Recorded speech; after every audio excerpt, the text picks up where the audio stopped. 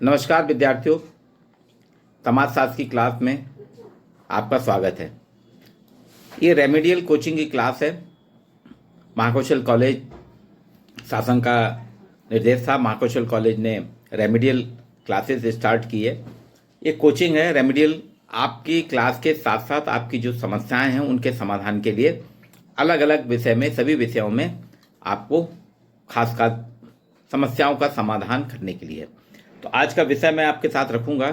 BA first year के लिए है ये विषय, समाजशास्त्र एक परिचय, जिसमें समाजशास्त्र की परिभाषा, समाजशास्त्र का जन्म, समाजशास्त्र का उद्भव, समाजशास्त्र का विकास, समाजशास्त्र की विशेषताएं, समाजशास्त्र में क्या अध्ययन करना है, समाजशास्त्र के विषय क्या हैं, इन सभी चीज़ों को हम आज समझेंगे।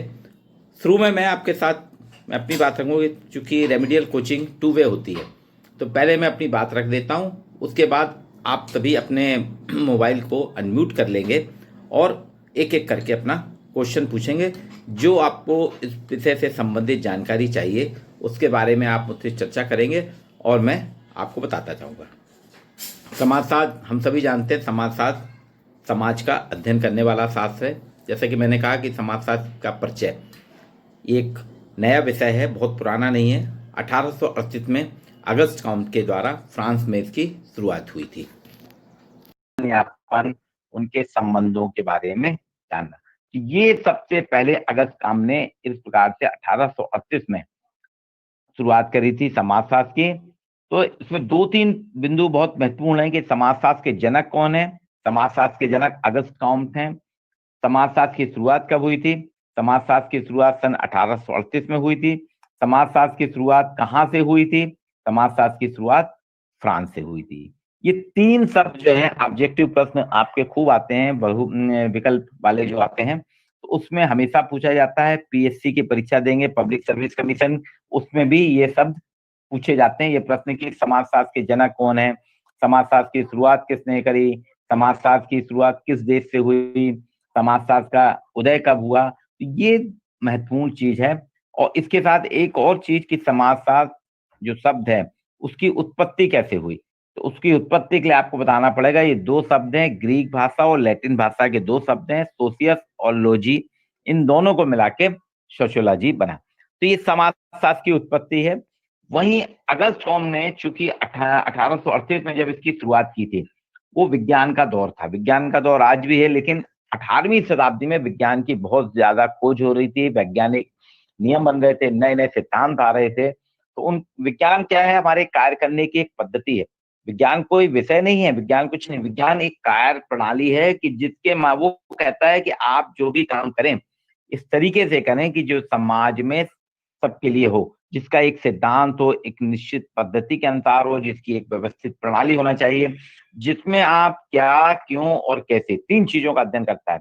क्या, क्यों, कैसे, कि कोई भी घटना कैसे घटित हुई, कोई भी घटना क्यों हो रही है, और कोई भी घटना जो है या जो परिस्थिति है वो क्या है, इसको जानने का प्रयास करना।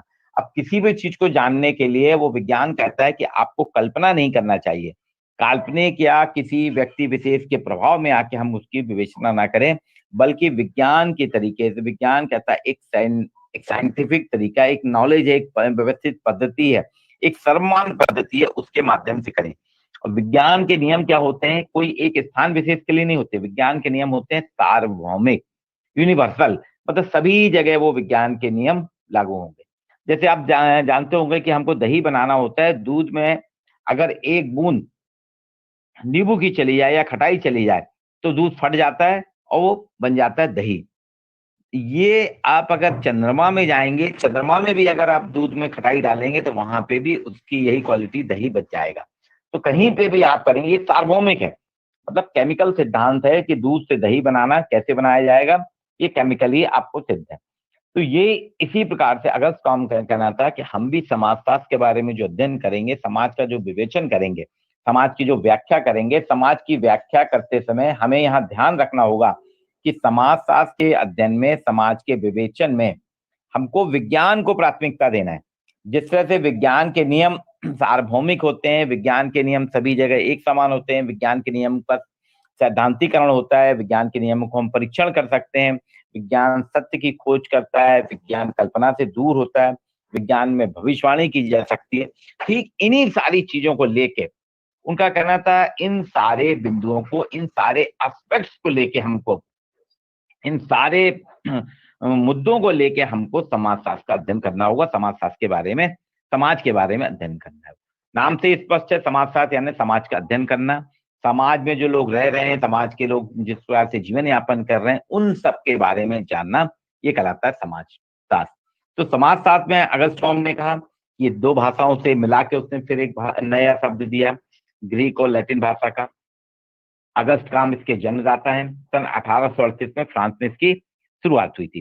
प्रारंभ में अगस्त कॉम ने इसका नाम रखा था सामाजिक भौतिकी, सोशल फिजिक्स, सामाजिक भौतिकी नाम रखा था, लेकिन बाद में उनको लगा कि सामाजिक भौतिकी कुछ ठीक नहीं है, तो इन्होंने सोशल फिजिक्स को बदल के इसका नाम समाजशास्त्र रख दिया।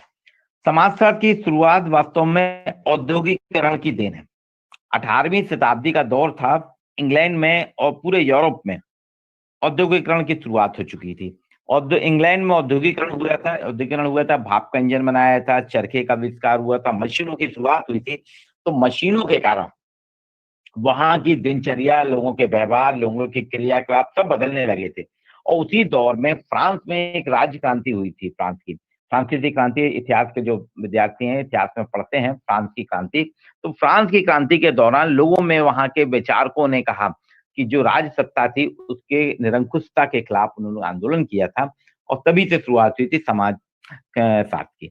तो वहां पे एक विचार आया है कि औद्योगिक क्रांति के बाद जो जो नए नए बदलाव, क्योंकि समाज में काफी तेजी से बदलाव आ रहा था, जो हाथ से काम करते थे, अपन हाथ से क्रियाकलाप होते थे, वो मशीनों से होने लगे, उत्पादन हमारा बढ़ गया, क्वालिटी बढ़ गई उसमें। तो वहां पे हमारे संबंधों में भी बदलाव आने लगा। अभी जो सामूहिकता से होते थे वो मशीन के माध्यम से होने लगे। तो यहाँ पे उसके औद्योगिकरण के अगर एक बाई प्रोडक्ट के रूप में देखें, एक सह उत्पाद के रूप में देखें, समाजशास्त्र औद्योगिकरण का सह उत्पाद है। तो इसकी शुरुआत हुई थी। वैसे वास्तव में देखा जाए तो काफी पहले हो चुकी थी। भारत में तो हमारे जितने भी धार्मिक ग्रंथ हैं, चाहे रामायण हो, महाभारत हो, गीता हो, इस सब में पूरे के पूरे समाज दर्शन छुपा हुआ है। महाभारत क्या है, दो परिवारों की लड़ाई है कि दो परिवार थे, उनमें आपसी लालच और मतभेद इतने ज्यादा थे कि इतना बड़ा साम्राज्य हस्तिनापुर था, वो समाप्त हो गया। उसमें फिर सिद्धांत भी दिए गए हैं कि राजा को कैसा होना चाहिए, प्रजा को कैसा होना चाहिए, प्रजा की क्या जिम्मेदारी है। ठीक यही कहानी आप रामायण में देखेंगे। रामायण जो है एक हमारा धार्मिक ग्रंथ है लेकिन उसका जो कथानक है वो भी जो एक धर्म ग्रंथ के माध्यम से बताया गया, पूरे एक परिवार कि राजा के क्या कर्तव्य होते हैं। राजा ने अगर वचन दिया है किसी को, तो चाहे उसका कितना भी नुकसान हो। राजा दशरथ ने वचन दिया था ना कैकेयी को कि आप जब चाहें तब, मैं संकट में आपने मुझको बचाया है, तो आप जो भी चाहें मांग सकती हैं। तो कैकेयी ने जब राम को वनवास मांगा, तो राजा दशरथ ने बेमन से, ना चाहते हुए, चूंकि वचन दिया है, तो अपने वचन का पालन किया। और दूसरी चीज, रामचंद्र जी ने भी जगह जगह जाके, आज जो आत्मनिर्भरता की बात हो रही है, आप देखिए रामचंद्र जी जंगल में गए थे, आत्मनिर्भरता के साथ उन्होंने दुश्मन का नाश किया। रावण का, अच्छाई और बुराई की लड़ाई रामायण में बताई गई है। तो ये सारी चीजें हमारे यहाँ समाज का विश्लेषण होता था, सामाजिक भावनाएं थी, सामाजिक संबंध थे। लेकिन इनको वैज्ञानिक रूप से जो वैज्ञानिकता प्रदान करी गई है, वो पश्चिम से शुरुआत हुई थी 1838 में। फ्रांस से इसकी शुरुआत हुई थी। फ्रांस में इसकी शुरुआत के बाद में बहुत लंबे समय तक फ्रांस में, वास्तव में अगर देखा जाए, समाजशास्त्र की नींव जो है अगस्त कॉम्ट ने फ्रांस में की। फिर उसके बाद में, उनके बाद में इमाइल दुर्खीम थे। इमाइल दुर्खीम ने समाजशास्त्र को एक स्वतंत्र विज्ञान के रूप में प्रतिस्थापित किया। अगस्त कॉम्ट ने तो शुरुआत की थी कि हमको समाज के अध्ययन करने के लिए एक समाजशास्त्र विषय बनाया था, लेकिन अगस्त कॉम्ट उतना ज्यादा नहीं कर पाए। लेकिन फ्रांसीसी विद्वान एक इमाइल दुर्खीम है, बीए फाइनल में आप उनके सिद्धांत पढ़ेंगे, तो इमाइल दुर्खीम ने एक सेपरेट, एक स्वतंत्र विषय के रूप में समाजशास्त्र को स्थापित किया। इसके काफी लंबे समय बाद 1838 के बाद सन 1860 में इंग्लैंड में एक हर्बर्ट स्पेंसर करके हुए हैं। हर्बर्ट स्पेंसर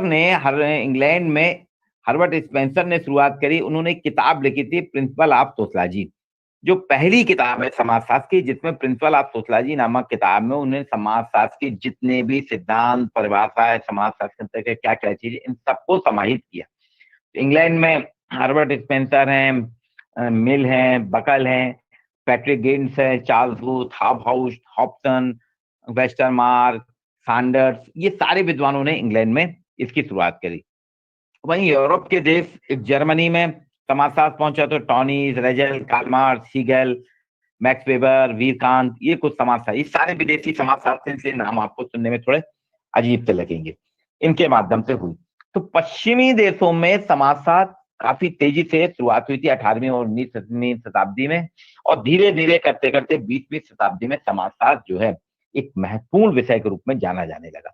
अब समाजशास्त्र के बारे में जब हम देखते हैं तो समाजशास्त्र जो है इसका विकास का क्रम धीरे धीरे फ्रांस से स्टार्ट हुआ, फ्रांस से इंग्लैंड पहुंचा, इंग्लैंड से जर्मनी आया, और इसके बहुत लंबे समय बाद, आप सोच सकते हैं लगभग 50 साल से भी ज्यादा, 1838 में शुरुआत हुई थी इसकी फ्रांस में, और 1896 में ये अमेरिका में पहुंचा। एल, वहां पे एक विश्वविद्यालय, जैसे आपके यहाँ रानी दुर्गावती विश्वविद्यालय है, वैसे भी अमेरिका में एक विश्वविद्यालय एल, तो एल विश्वविद्यालय में इसकी शुरुआत हुई। वहां पे पहली बार अमेरिका में अमेरिकन सोशलॉजिस्ट जो थे, उन्होंने कहा हम समाजशास्त्र में अध्ययन अभी तक हम क्या कर रहे थे, रिसर्च कर रहे थे, समाजशास्त्र के सिद्धांत बना रहे थे, समाज में क्या होगा इन सब के बारे में चर्चा कर रहे थे। लेकिन उन्होंने कहा कि अब हम विद्यार्थियों के बीच में जाएंगे, विद्यार्थियों को समाजशास्त्र विषय का ज्ञान कराएंगे। तो पहली बार 1896 में अमेरिका में समाजशास्त्र की क्लास लगना शुरू हुई। तो अमेरिका से जब क्लास लगना शुरू हुई तो उसकी पाठ्य पुस्तकें बनी, पुस्तकें बनने लगी। फिर उसके बाद जो है समाजशास्त्र धीरे धीरे अमेरिका से करके आगे बढ़ता गया, और आप देखेंगे कि समाजशास्त्र जो है अमेरिका से निकल के पूरे यूरोप में होते हुए एशियाई कंट्रीज में सभी जगह स्थापित हो गया। और आज जो है समाजशास्त्र जो भारतवर्ष में जो आया, भारतवर्ष में इसके 100 साल अभी पिछले साल हुए हैं, 1919 में आया था। भारतवर्ष में समाजशास्त्र की शुरुआत हुई थी 1919 में, मुंबई से हुई थी। मुंबई, जिसे कि बंबई को हम मुंबई कहते हैं, यहाँ पे विश्वविद्यालय में समाजशास्त्र विषय का एक नया विभाग खोला गया, जिसके अंतर्गत समाजशास्त्र जो है की शुरुआत की गई। और यहाँ पे 1919 में समाजशास्त्र की सबसे पहले शुरुआत की गई, और समाजशास्त्र वहां पे एक न्यूजीलैंड के समाजशास्त्री थे, पैट्रिक गिडिंग्स करके एक समाजशास्त्री थे। उन्होंने कहा कि बंबई में नगर नियोजन कैसे हो, नगर की स्थापना कैसी होती, नगर में क्या क्या समस्याएं होती, नगर का किस तरह से समायोजन करना चाहिए, नगर का कैसे विकास होना चाहिए, इन सब के बारे में उन्होंने शुरुआत की थी। तो पैट्रिक गिडिंग्स ने शुरुआत की थी 1919 में। उसके बाद में 1921 में समाजशास्त्र की शुरुआत हुई लखनऊ विश्वविद्यालय में, और उसके 6 महीने बाद ही यानी 1921 में ही कलकत्ता विश्वविद्यालय में। फिर 1922 में मैसूर विश्वविद्यालय में गया, और धीरे धीरे करके भारत के सभी विश्वविद्यालयों में समाजशास्त्र आता गया। मध्य प्रदेश में सबसे पहले समाजशास्त्र की शुरुआत 1956 के आसपास, कुछ लोगों का कहना है कि 1954 है, कुछ कह रहे 56, तो 54 और 56 के दरमियान इंदौर में एक क्रिश्चियन कॉलेज है, इंदौर में मैडम ब्राइस करके थी, उन्होंने समाजशास्त्र जैसे कि पहली शिक्षक थी मध्य प्रदेश की, जिन्होंने समाजशास्त्र का अध्ययन, समाजशास्त्र की विवेचना, समाजशास्त्र का अध्यापन प्रारंभ किया। इंदौर के बाद में समाजशास्त्र जो है हमारे यहाँ रीवा में 1 साल बाद आ गया, और जबलपुर में 1960 में, रानी दुर्गावती विश्वविद्यालय में 1960 में समाजशास्त्र का अध्यापन शुरू हुआ। महाकौशल कॉलेज में भी कुछ साल बाद हुआ, 75 और 76 के दौर में समाजशास्त्र की शुरुआत महाकौशल कॉलेज में हुई, एक विभाग के रूप में। और आज जो है महाकौशल कॉलेज में सबसे ज्यादा विद्यार्थी समाजशास्त्र के ही हैं। तो देखते हैं हम धीरे धीरे समाजशास्त्र पूरे विश्वविद्यालयों में हर जगह आ गया, मैक्सिमम कॉलेजों में आ गया, कॉलेज विश्वविद्यालयों के साथ साथ समाजशास्त्र शोध का विषय भी बन गया। आज इसमें बीए के साथ साथ बीए, एमए, एमफिल, पीएचडी की डिग्री होती है। और आप देखेंगे समाजशास्त्र जो समाज विज्ञान का एक इतना महत्वपूर्ण विषय बन गया है कि इसके अंतर्गत जो है आज जितनी भी समस्याएं आती हैं, समाज में जितने भी बदलाव आते हैं, समाज के अंतर्गत जितने भी परिवर्तन होते हैं, इन सभी परिवर्तनों को, इन सभी बदलावों का समाज पे क्या असर हुआ, समाज में किस तरीके से बदलाव होना चाहिए, समाज में क्या होना चाहिए, ये सारा का सारा जो है ये समाजशास्त्र के अध्ययन कर इसका अध्ययन किया जाता है। अभी हम सभी परिचित हैं कि ये जो 2020 है, ये एक बड़ा दुखद वर्ष रहा। मार्च 25 मार्च से लॉकडाउन हुआ था। लॉकडाउन हमने कभी जाना नहीं था, हम सभी लॉकडाउन शब्द से अपरिचित थे। लेकिन जब लॉकडाउन हुआ तो पूरे के पूरे समाज को प्रतिबंधित कर दिया गया। शासन द्वारा एक महामारी ऐसी फैली है जिससे रोकने के लिए, उससे बचाव के लिए कहा कि लोग जितना दूर रहेंगे, घर में रहेंगे, उतना सुरक्षित रहेंगे, बाहर ना निकले। तो ये पिछले जो हमारे 9 महीने हुए हैं, मार्च से लेकर दिसंबर तक, और अभी भी चल रहा है, तो समाजशास्त्र के अंतर्गत बहुत से अध्ययन हो रहे हैं। वो ये बता रहे हैं कि इसका क्या प्रभाव पड़ा, कोरोना महामारी जो है उसका समाज पे क्या प्रभाव पड़ा, समाज में क्या बदलाव हुआ। अब देखिए, समाजशास्त्रियों ने कहा कि कोरोना महामारी से रुकने के लिए आपको सोशल डिस्टेंसिंग करना होगी। सोशल डिस्टेंसिंग को बाद में कुछ लोगों ने कहा कि नहीं, ये तो फिजिकल डिस्टेंसिंग होना चाहिए, सोशल नहीं होना चाहिए, सोशल सबसे सामाजिक परिप्रेक्ष्य में गलत। लेकिन समाज वैज्ञानिक ने कहा कि फिजिकल डिस्टेंसिंग के मायने अलग हैं। सोशल डिस्टेंसिंग का अर्थ ये है कि सामाजिक रूप से अभी आप अपने परिवार के साथ जुड़ के रहें। सोशल डिस्टेंसिंग में आप सीमित हो जाएं, पूरे बृहत समाज में ना रहें, भीड़ भाड़ से थोड़ा अलग होएं, अपने समाज के साथ रहें। दूसरी चीज उन्होंने स्वच्छता का समाजशास्त्र कहता है, आप जितना अधिक से अधिक साफ सफाई के साथ रहेंगे, उतना ही आप कोरोना महामारी से बच सकते हैं। आप देखिए, जितने भी विज्ञान है, जितने भी साइंस है, सभी को समाजशास्त्र का अनुसरण करना पड़ा, समाजशास्त्र से बोलना पड़ा कि इस महामारी से बचने के लिए हम क्या कर सकते हैं। तो आप सोच सकते हैं समाजशास्त्र विषय की कितनी कितना महत्व है, कितना इंपॉर्टेंस है, कितना महत्वपूर्ण विषय है। क्योंकि कोरोना महामारी के काल में सिर्फ समाज शास्त्री या समाज वैज्ञानिकों के बताए सिद्धांत ही काम आए हैं, बाकी सारे विज्ञान फेल हो गए। वैक्सीन हो जाएगी, लेकिन वैक्सीन को कैसे लगाया जाए, वैक्सीन का क्या होगा, उसके लिए भी समाज शास्त्री बता रहे हैं कि समाज में कैसे आप वैक्सीन करें, वैक्सीनेशन कैसे करा जाए, लोगों का विश्वास कैसे जीता जाए। लॉकडाउन करना यानी सबको बंद करके एक घर में रख देना था, उससे तय था कि घर की स्थिति भी बिगड़ेगी, समाज की स्थिति बिगड़ेगी, आर्थिक संकट आएगा। लेकिन समाजशास्त्री परिप्रेक्ष्य में समाजशास्त्रियों ने कहा कि आप इसको कैसे करें। तो प्रधानमंत्री के साथ में जितने भी सोशलॉजी के विद्वान थे, सोशलॉजी के जो विद्वान थे, उन्होंने ये टेक्निक दी, और आप देखिए लॉकडाउन में भारत सफल हुआ। और लॉकडाउन के बाद में धीरे धीरे जितनी भी सारी समस्याएं थी, उनका निराकरण स्टेप बाय स्टेप होता जा रहा है। तो समाजशास्त्र वास्तव में क्या करता है, एक महत्वपूर्ण विषय है जो व्यावसायिक रूप से, पारिवारिक रूप से, सामाजिक रूप से इसका विवेचन करता है। अब समाजशास्त्र को क्या करा जाए, अगस्त कॉम ने जो कहा था समाजशास्त्र की परिभाषा कि समाजशास्त्र समाज का वैज्ञानिक अध्ययन है। अगस्त कॉम ने जो इसकी परिभाषा दी है, अगस्त कॉम ने इसकी परिभाषा देते हुआ कि समाज का वैज्ञानिक रूप से अध्ययन करने वाला शास्त्र, समाज का वैज्ञानिक रूप से अध्ययन करने वाला शास्त्र समाजशास्त्र कहलाएगा। Sociology is a scientific study, उनका कहना था अगस्त कॉम का, sociology is a scientific study, यानी समाज का वैज्ञानिक अध्ययन करने वाला शास्त्र सोशलॉजी है। दुर्खीम कहते थे समाज के सामाजिक तथ्यों का अध्ययन करना, समाज को प्राथमिकता के आधार पर सामाजिक तथ्यों का अध्ययन करना समाजशास्त्र कहलाता है। एक समाजशास्त्री हुए हैं मैक्स वेबर।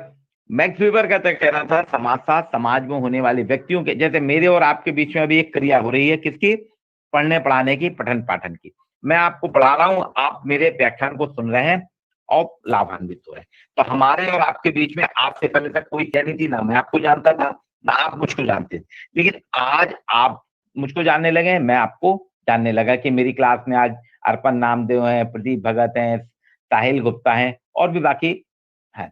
तो इन सबसे मैं परिचित होता जा रहा हूं। आप भी समझ रहे हैं कि आज की क्लास हमको ध्रुव दीक्षित सर ने समाजशास्त्र का परिचय पे क्लास ली थी। तो ये जो है विषय, ये सामाजिक क्रिया हमारे बीच में, हमारे आपके बीच में पढ़ने पढ़ाने की जो सामाजिक क्रिया हुई, इस पढ़ने पढ़ाने की क्रिया के आधार पे मैक्स वेबर कहते हैं समाजशास्त्र सामाजिक क्रियाओं का अध्ययन करता है।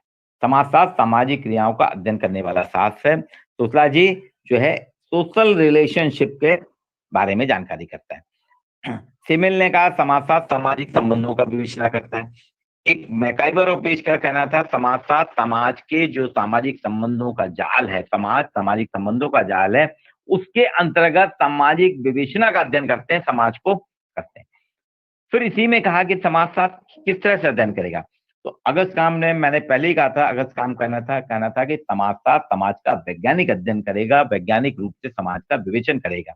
तो उसमें उनका कहना था इसमें वस्तुनिष्ठता होनी चाहिए, वैज्ञानिक जिस विज्ञान के सिद्धांत हैं, विज्ञान की पद्धति है, उसी वैज्ञानिक पद्धतियों के आधार पे समाजशास्त्र को भी समाज को जानना चाहिए। आपने देखा होगा, हम किसी डॉक्टर के पास जब मरीज जाता है, कोई बीमार व्यक्ति जब डॉक्टर के पास जाता है, तो डॉक्टर उसका अवलोकन करता है, उसका परीक्षण करता है, उसकी जांच करता है। जांच करना, परीक्षण करना, अवलोकन करना, इसके बाद ही उसको वो बीमारी पे होता है कि इसको आपको कौन सी बीमारी है और कौन सी बीमारी है, उसका निदान कैसे किया जा सकता है, फिर उसकी दवाई देता है। वो टेस्टेड है, मतलब पहले परीक्षण हो चुका है उस दवाई का। अगर ऐसी ऐसी परिस्थिति में, जैसे कोविड-19 का परीक्षण होने के बाद ही वैक्सीन शुरू की जा रही है। लोग बाग कह जरूर रहे थे इतने साल, इतने महीने हो गए, अभी तक वैक्सीन नहीं बना पाए, ये है वो है, लेकिन आप देखिए वैक्सीन बनने के बाद उसका निरंतर कई ट्रायल हुए कि 1 चरण, 2 चरण, 3 चरण पे जब सक्सेस हो गए कि उस वैक्सीन का कोई साइड इफेक्ट ना हो, उसके साइड इफेक्ट भी हों अगर तो कम से कम हो। तो इसी प्रकार से समाजशास्त्र क्या करता है, जब हम डॉक्टर, कोई मरीज डॉक्टर के पास पहुंचता है, डॉक्टर उसका अवलोकन करता है, उससे पूछता है कि आपको कब से क्या समस्या है, अवलोकन करता है, उसके कारण निकालता है, फिर उनका समाधान करता है। इसी प्रकार से समाजशास्त्र में हमको वैज्ञानिक पद्धति का प्रयोग करना चाहिए, एक काल्पनिक चीजों का प्रयोग नहीं करना चाहिए, अपने मन गढ़ंत नहीं करना चाहिए।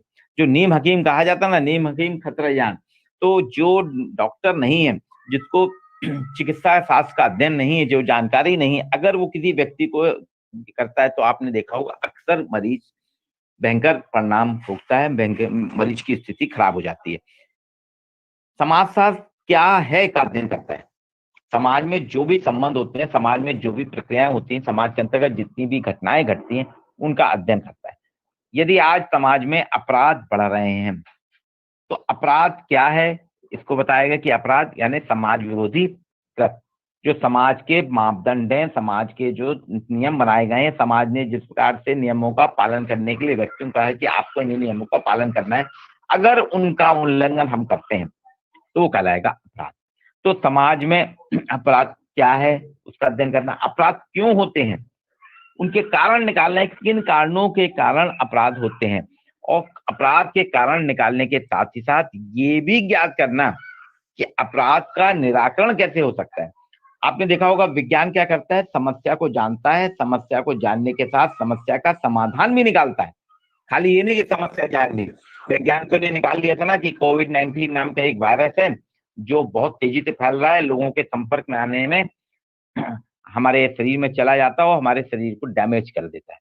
तो क्या है भरने कि वायरस कोविड-19 एक वायरस कैसे हुआ, क्या है, उसकी खोज भी करी, कहाँ से हुआ, कैसे आया और उसका निराकरण कैसे कर सकते हैं। तो प्रारंभिक तौर पर उन्होंने कुछ चीजें बताई कि लोग संपर्क में ना आए, किसी भी चीज को छुए नहीं, हाथ का अधिक से अधिक वॉश करते रहें और फिर उसके बाद दवाई बनाई।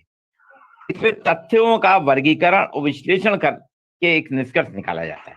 समाजशास्त्र क्या करता है कि समाज में जहां हम रहते हैं, जिसका हम अध्ययन करते हैं, गांव का अध्ययन करते हैं, व्यक्ति का अध्ययन करते हैं, समूह का अध्ययन करते हैं, संस्थाओं का अध्ययन करते हैं, इन सभी चीजों का जब हम अध्ययन करते हैं, उसके लिए अध्ययन क्षेत्र से हम तथ्य इकट्ठे हैं, फैक्ट निकालते हैं। उन फैक्ट का निकालने के बाद में उनका वर्गीकरण करते हैं, उनका फिर एनालाइज विश्लेषण करते हैं। जैसे आत्महत्या, आत्महत्या इमाइल दुर्खिम का एक प्रमुख सिद्धांत है। उसने कहा था कि आत्महत्या व्यक्तिगत कारण नहीं है, ये सामाजिक कारण है। वो कहता था, इमाइल दुर्खिम ने कहा कि जब समाज में समाज का दबाव व्यक्ति के ऊपर खूब आ जाता है, व्यक्ति परेशान हो जाता है, तो वो आत्महनन की ओर बढ़ता है। तो इसके तथ्य हमें इकट्ठा करना पड़ेंगे। इसी तरह से समाजशास्त्र क्या करता है कि कार्य कारण संबंध, कॉज एंड इफेक्ट, कोई भी घटना अगर हो रही है तो उसका कोई ना कोई कारण होगा। जैसे आपको पढ़ाया जा रहा है, आपको ऑनलाइन पढ़ाया जा रहा है, आज आप देख रहे हैं ना, इस साल की पढ़ाई आपने 12th तक की पढ़ाई क्लासरूम में जाके करी थी। आप लोग के मन में बहुत था कि भाई हम क्लास में जाएंगे, अटेंड करेंगे, कॉलेज पहुंचेंगे तो स्कूल से एक अलग एनवायरनमेंट नहीं मिलेगा। लेकिन इस बार आपकी पढ़ाई नहीं हो रही, आपकी घर बैठे पढ़ाई हो रही।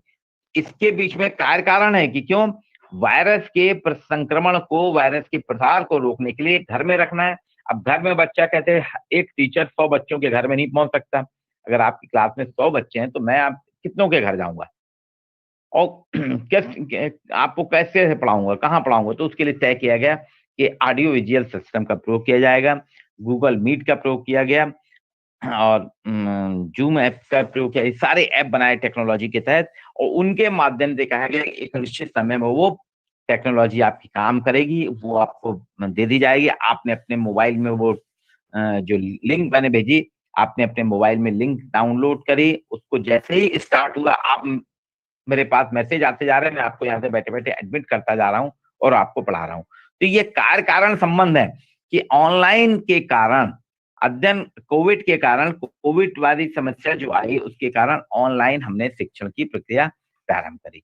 अब समाजशास्त्र जो है, ये कुछ समाजशास्त्र के बेसिक कैसे आया था, किस तरह से हुआ, अब इसकी प्रकृति पे अपन चर्चा करते हैं। नेचर क्या है?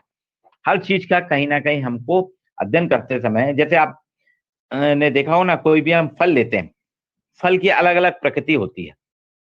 कुछ फल गर्मी करते हैं, कुछ फल ठंडी करते हैं, तो अलग अलग प्रकृति नेचर है।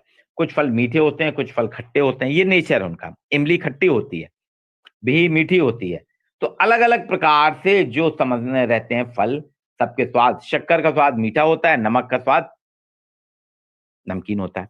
तो ये इनका नेचर है, इनकी प्रकृति है। इसी प्रकार से जब समाजशास्त्र को हम जानना चाहते हैं, समाजशास्त्र के बारे में विश्लेषण करना चाहते हैं, तो समाजशास्त्र की प्रकृति भी जानना होगा। ये किस प्रकृति का है? जैसे राजनीति शास्त्र के बारे में जब बात होती है तो कहते हैं इसमें सिर्फ राजनीति या राजनीतिक तत्वों की बात की जाती है। केमिस्ट्री की बात करते हैं तो उसमें कहा जाता है इसमें रासायनिक तत्वों का प्रयोग किया जाता है। दो तत्वों को मिलाने से या किसी दो तत्वों में तीसरा तत्व मिलने से क्या बदलाव आता है, क्या परिवर्तन आता है, रासायनिक क्रियाएं क्या होती हैं, इनका हम विवेचन करते हैं। भौतिक शास्त्र, जहां हम रह रहे हैं, पूरे एनवायरमेंट का अध्ययन करता है, भौतिक जगत का अध्ययन करता है, भौतिक क्रियाकलापों का अध्ययन करता है। गणित में दो चर होते हैं, ए और बी, इनके बीच में कई क्रियाएं की जाती हैं, गुणा किया जाता है। तो ये अलग प्रकार से प्रकृति है। इसी प्रकार से अब कहा गया समाजशास्त्र की प्रकृति की विशेषता क्या है, समाजशास्त्र की कैसी प्रकृति होगी। तो कुछ विद्वानों ने कहा कि समाजशास्त्र विज्ञान है, वहीं कुछ विद्वान कहते हैं समाजशास्त्र विज्ञान नहीं है। तो जो विज्ञान नहीं मानते उनका कहना है समाजशास्त्र विज्ञान इसलिए नहीं है क्योंकि विज्ञान जो भी होता है, जितने भी वैज्ञानिक विषय हैं, जितने भी विज्ञान का अध्ययन किया जाता है, उन सभी में एक प्रयोगशाला होती है। जिस प्रयोगशाला में टेस्ट करते हैं, आपने देखा होगा, अब बाजू में आपके साइंस कॉलेज है, साइंस कॉलेज में अगर कभी आपको जाना हो तो आप साइंस कॉलेज में जाके देखेंगे, वहां पे प्रयोगशाला में बच्चे अध्ययन करते रहते हैं, प्रयोग करते रहते हैं। या डॉक्टर के पास के जब मरीज आता है तो डॉक्टर कहता है खून की जांच करना, तो पैथोलॉजी वाले के भेजा जाता है, वो उस मरीज का खून ले लेता है, इंजेक्शन से खून निकालता है, फिर लेबोरेटरी में जाके उसका टेस्ट करता है, कुछ केमिकल वगैरह मिला के देखता है उसमें कौन कौन से वायरस हैं या कौन क्या प्रॉब्लम है। तो ये सारी चीजें जो है प्रयोगशाला में अवलोकन की जाती है, परीक्षण किया जाता है इनका, और उनका निष्कर्ष निकाला जाता है। तो उन लोगों का कहना था, कुछ लोगों का कहना कि समाजशास्त्र विज्ञान जो कहा जा रहा है, अगर सामने कहा समाजशास्त्र विज्ञान होगा तो ये गलत है, विज्ञान नहीं हो सकता, क्योंकि समाजशास्त्र में सामाजिक संबंधों को, सामाजिक क्रियाकलापों का हम अध्ययन कहाँ कर रहे हैं, हमारे पास तो कोई प्रयोगशाला नहीं है। तो वहीं कुछ लोगों ने कहा कि नहीं, पूरा का पूरा होल सोसाइटी, पूरा समाज हमारे लिए एक प्रयोगशाला है। हम समाज में तो अध्ययन कर रहे हैं ना, जैसे वैज्ञानिक अध्ययन करता है वैसे हम भी अध्ययन करते हैं। वैज्ञानिक एक बंद कमरे में अध्ययन करता है, हम खुले समाज में जाके लोगों से मिलते हैं, उनके बातचीत पूछते हैं, वहां अगर अपराध हो रहा है तो अपराध क्यों हो रहा है, वहां पे अगर लोगों में भाईचारा बहुत है, सामाजिक संबंध अच्छे हैं, तो हम उनका जाके अध्ययन करते हैं। फिर कुछ का कहना था कि इसको विज्ञान ना माना जाए, तो उसके विरोध में लोगों ने कहा समाजशास्त्र वास्तव में एक विज्ञान है, विज्ञान के माध्यम से ये अध्ययन करता है, ये भी परीक्षण करता है, अवलोकन करता है, परीक्षण करता है, उनका उनकी समस्याओं का समाधान करता है, निराकरण करता है। तो जब किसी चीज का एक निश्चित माध्यम से, निश्चित प्रणाली के अंतर्गत, निश्चित व्यवहारों के आधार पे हम जब परीक्षण करते हैं, उनका विश्लेषण करते हैं, उनसे कुछ निष्कर्ष निकालते हैं, उनके कुछ सोल्यूशन देते हैं, उनके रिजल्ट देते हैं, तो वो एक विज्ञान है। तो फिर उनका कहना था ठीक है, जिस तरह से विशुद्ध विज्ञान में एक स्पेसिफिक होता है, समाजशास्त्र विशुद्ध विज्ञान नहीं है, ये निरपेक्ष एब्सोल्यूट विज्ञान है जो किसी के साथ जुड़ता नहीं है, और व्यवहारिक विज्ञान है। ये एक अमूर्त विज्ञान है जिसका कोई वो आकार नहीं है। ये सामान्यीकरण करने वाला विज्ञान है, मतलब किसी भी घटना का विशेषीकरण नहीं करेगा, विशेषता नहीं बताता, उसको समान जनरलाइज करता है, सामान्यीकरण करता है। जैसे हाथ धोने की प्रक्रिया देखिए, एक सामान्यीकरण, विशेषीकरण नहीं है। आज सब लोग हाथ धो रहे हैं। नमस्ते करने की प्रक्रिया हमारी एक सामान्यीकरण है, विशेषीकरण नहीं है। तो ये तर्क संगत और निश्चित, मतलब हम समस्याओं के साथ में कुछ तर्क रखते हैं, उनका विश्लेषण करते हैं। तो समाजशास्त्र की प्रकृति है। अब समाजशास्त्र के अंतर्गत जो है इसका अध्ययन क्षेत्र क्या होगा, हम इसमें करेंगे क्या? तो दो प्रकार में अलग अलग ग्रुप थे, तो दो प्रकार से हैं। एक ने कहा संपूर्ण स्वरूपात्मक संप्रदाय होगा, जिसमें जॉर्ज सिमेल हैं, वीरकांत हैं, वॉनवीज हैं, मैक्स वेबर हैं, टॉनीज हैं। ये कहते थे, इनका कहना था कि समाजशास्त्र का जो है स्वरूपात्मक होना चाहिए। स्वरूप क्या? इनका कहना था हम फॉर्म के रूप में अंतर्गत जो है समाज का, जो है समाज के अंतर्गत सहयोग भी होता है, प्रतिस्पर्धा भी होती है, अनुकरण भी होता है। ये अलग अलग प्रकार के सामाजिक संबंधों के स्वरूप है। इन सबका जैसे परिवार है, समिति है, धार्मिक संघ है, राजनीतिक दल है, स्कूल, कॉलेज, ये अलग अलग संघ है। ये एक स्वरूप है, अलग अलग फॉर्म में है। समाज क्या है? पूरे समाज को आप एक साथ नहीं अध्ययन कर, बोले अलग अलग स्वरूपों में उनके जो शेप है, उनके जो फॉर्म है, उसमें हमको जानना होगा। यानी परिवार का अगर आपने अध्ययन कर लिया है, तो परिवार को अगर आपने समझ गए, तो आप समाज को समझ लेंगे। स्कूल, कॉलेज, संस्था, इन सब चीजों का अलग अलग प्रकार से अध्ययन करना है। उनका कहता है हमें सामाजिक व्यवहारों का अध्ययन करना है। मैक्स वेबर कहते थे कि समाज क्या करता है? व्यक्ति के व्यवहार, जो व्यक्ति के क्रियाकलाप जो होते हैं, उनका अध्ययन करता है। और इसमें हमको सामाजिक क्रिया और सामाजिक व्यवहार, इसका क्षेत्र क्या होना चाहिए? व्यक्तियों के सामाजिक व्यवहार, व्यक्ति कैसे व्यवहार करता है, व्यक्ति किस प्रकार की क्रियाएं करता है, इसका अध्ययन करना चाहिए। वहीं एक टानीज नाम के थे, उनका कहना था समाज के स्वरूप के संदर्भ में समाजशास्त्र का क्षेत्र उन्होंने 600 प्रकार से हिस्सों में बांटा है पूरे। उन्होंने जो अध्ययन करा था समाजशास्त्र के संबंध, जो हमारे आपके सामाजिक संबंध है, हमको लगता है हमारे सामाजिक संबंध मुश्किल से 10-15 लोग होते, नहीं, टॉनीज ने कहा एक व्यक्ति के 650 प्रकार के सामाजिक संबंध होते हैं। और उन्हीं के आधार पर वो कहते हैं कि हमको समाज को जानना होगा। समाज का क्षेत्र अलग अलग, जैसे अभी मेरा और आपका क्षेत्र क्या हो गया? अध्ययन अध्यापन का। तो अध्ययन अध्यापन के आधार पे हमारे आपके संबंध कैसे हैं, इसको हमको जानना होगा। परिवार में हम रहते हैं, तो परिवार में हमारे संबंध अलग होते हैं, स्कूल कॉलेज में अलग होते हैं, मित्र मंडली के बीच में जाते हैं तो हमारे संबंध अलग होते हैं, व्यापारिक जगत में जाते हैं, व्यापारियों के बाजार में जब जाते हैं, हमारे संबंध कुछ और होते हैं। नेता के साथ या राजनीतिक दलों के साथ जब हम उठते बैठते हैं, तो हमारे संबंध कुछ और होते हैं। इस प्रकार से अलग अलग प्रकार से एक व्यक्ति के 650 अधिक हिस्सों में बांटा है टॉनीज ने। और कह रहे थे उन स्वरूपों का, सब जो हमारे स्वरूप बनते हैं, अलग अलग जो शेप बनता है, अलग अलग फॉर्म बनते हैं, उन फॉर्म के अंतर्गत, उन स्वरूपों के अंतर्गत हमको समाज को जानना चाहिए। फिर एक दूसरा ग्रुप था, वो कहता है समन्वयात्मक। वो सिस्टमैटिक स्कूल की बात करता है, समन्वयात्मक स्वरूप की बात करता है। इसमें दुर्खीम थे, हाबाउस थे, सोरोकिन थे, इसके प्रमुख विचारक हैं। ये कहते हैं कि समाज के अंतर्गत हमको समाज के समन्वय के साथ काम करना चाहिए। जैसे दुर्खीम कहता था कि समाज में कुछ कलेक्टिव रिप्रेजेंटेशन होते हैं, सामूहिक प्रतिनिधान होते हैं।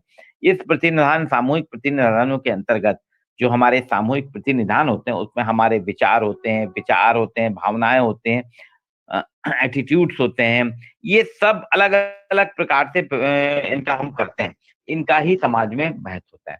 अब देखेंगे कुछ समाज की, जैसे भारतीय समाज की विचारधारा धार्मिक, ये धर्म प्राण है, यहाँ पे धर्म को महत्व दिया जाता है।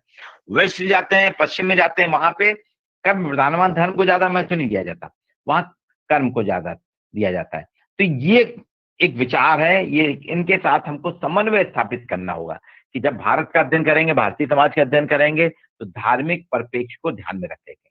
उसके साथ हमको कोऑर्डिनेशन करना होगा, इसके साथ हमको समन्वय स्थापित करना होगा। पश्चिम में जब हम अध्ययन करेंगे, पश्चिम में कर्म के साथ अध्ययन करना पड़ेगा, वहां तो ये समन्वय स्थापित करना है।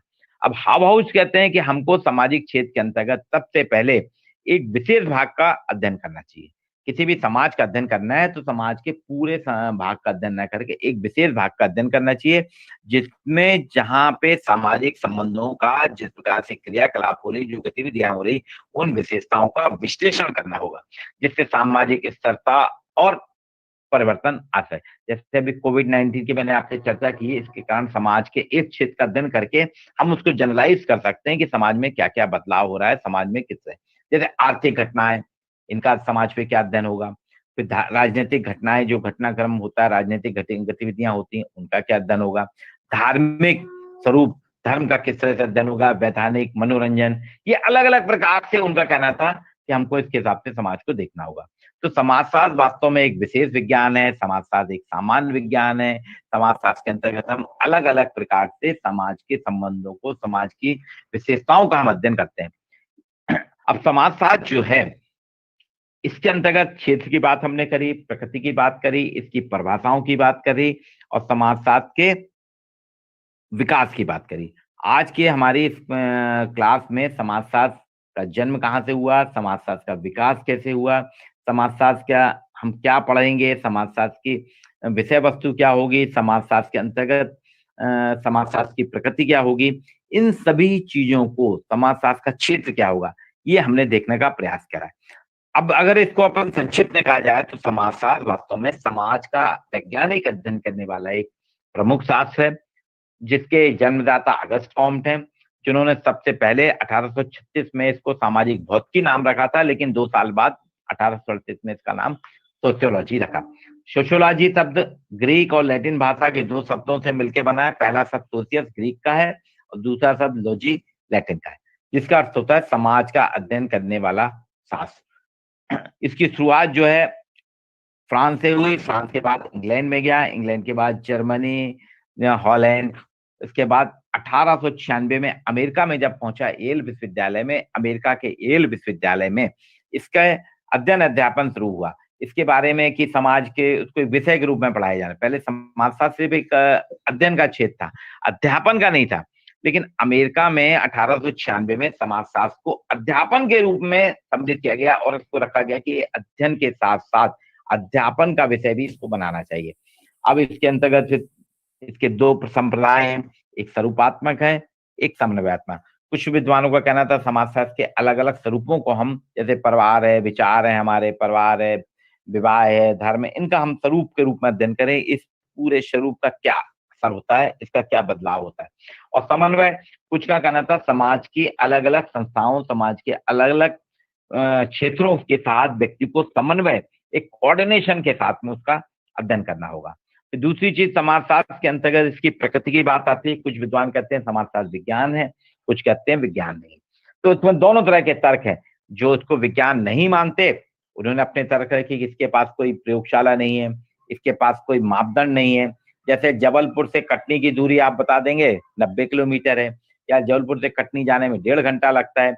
हमारे पास एक मापदंड है ना, मरीज जब पहुंचता है डॉक्टर के पास, डॉक्टर थर्मामीटर लगाता है, नाप लेता है बुखार क्या है।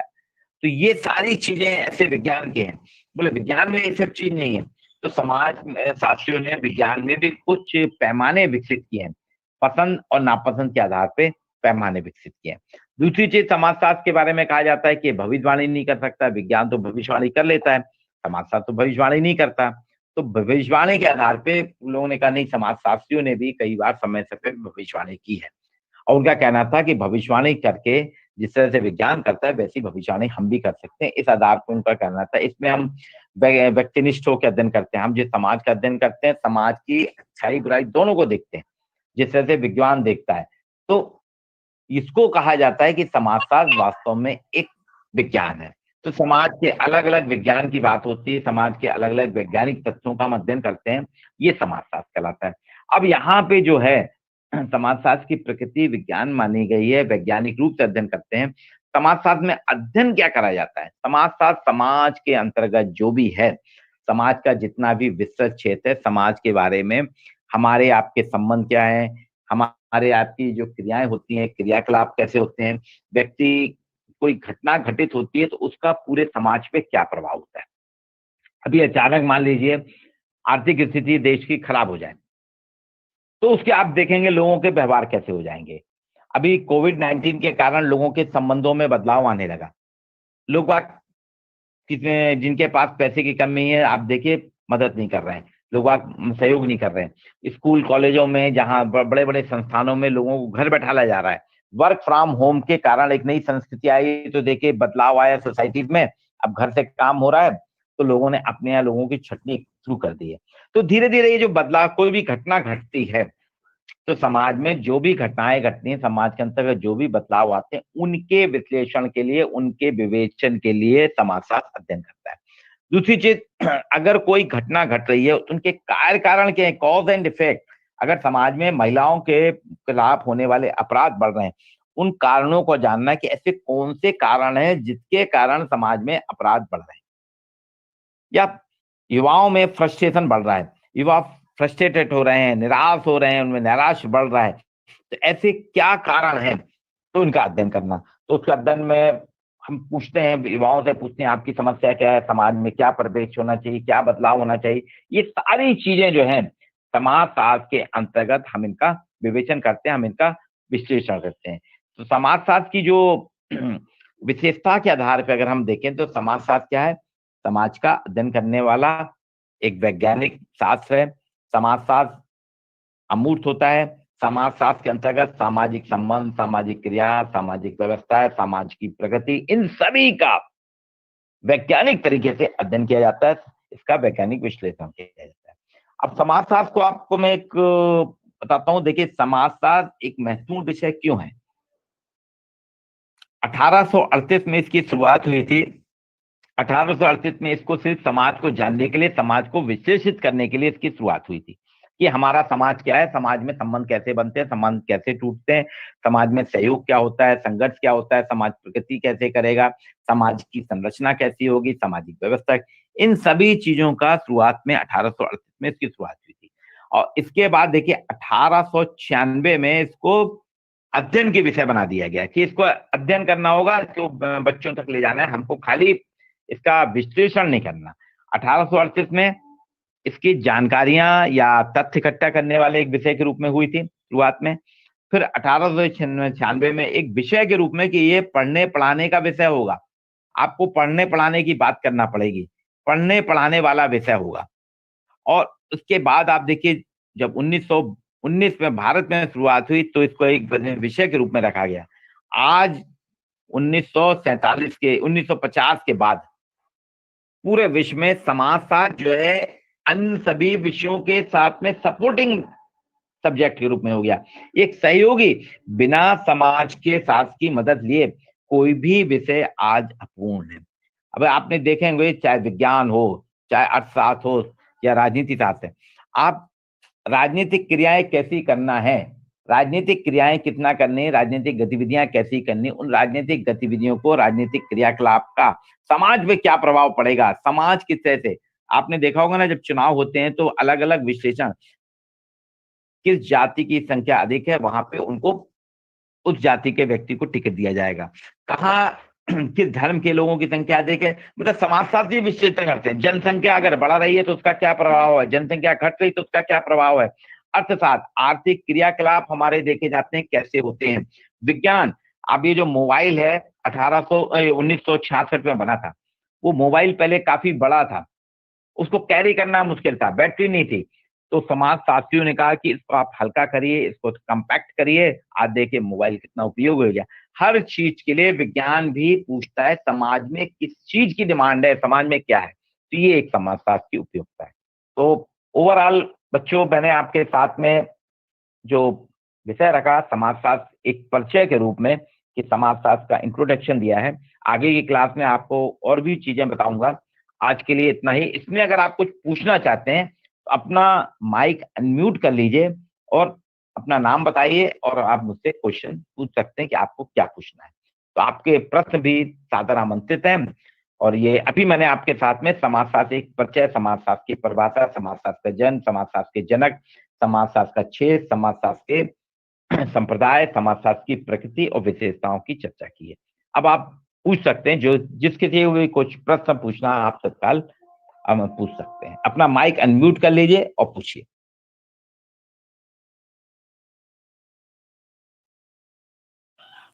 सर हाँ सर मैं ये पूछ रहा हाँ, था सर रोशन सिंह पूछिए। सर मैं ये पूछ रहा था कि सर जैसे जो पब्लिक सर्विस एग्जामिनेशन होते हैं जो एमपीएससी यूपीएससी, सर उसके लिए ऑप्शनल में बेस्ट मतलब बेटर सब्जेक्ट क्या रहता है, सोशियोलॉजी रहता है कि ज्योग्राफी रहता है, मतलब इन दोनों में अगर जैसे लेना हो तो।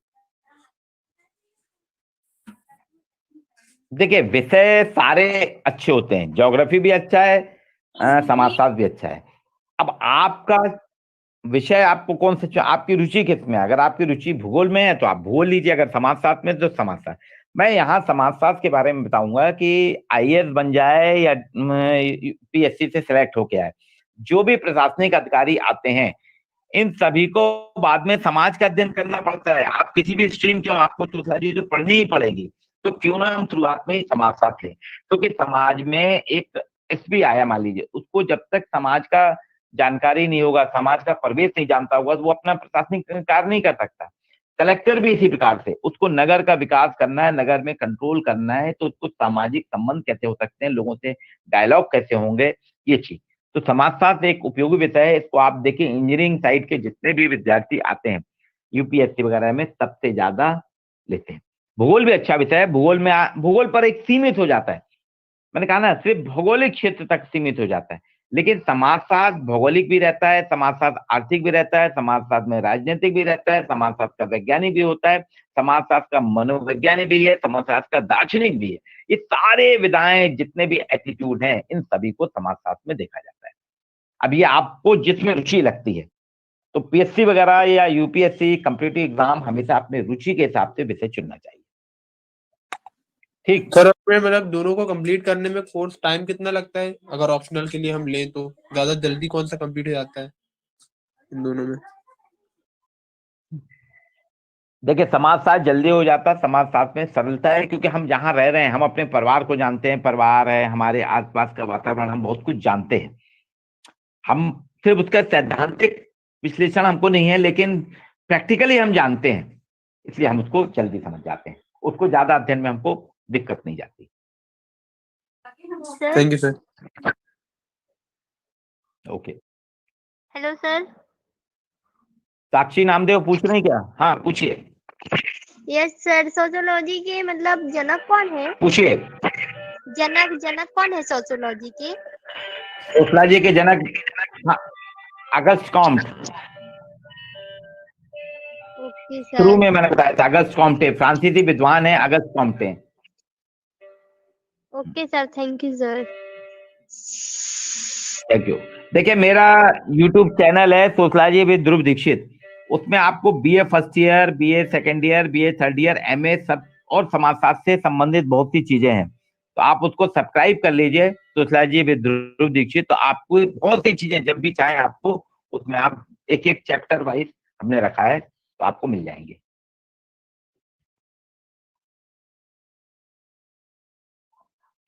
और किसी को पूछना है क्या?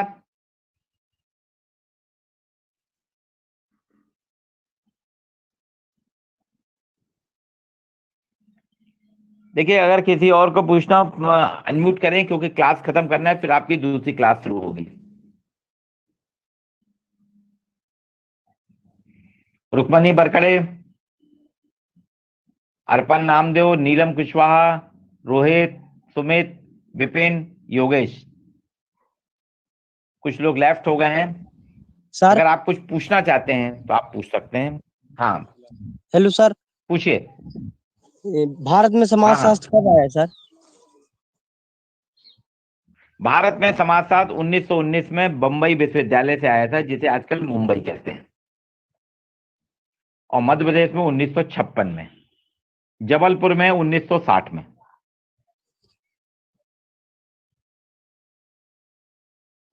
जी सर, थैंक यू सर। ठीक विपिन जी, भारत, ओके।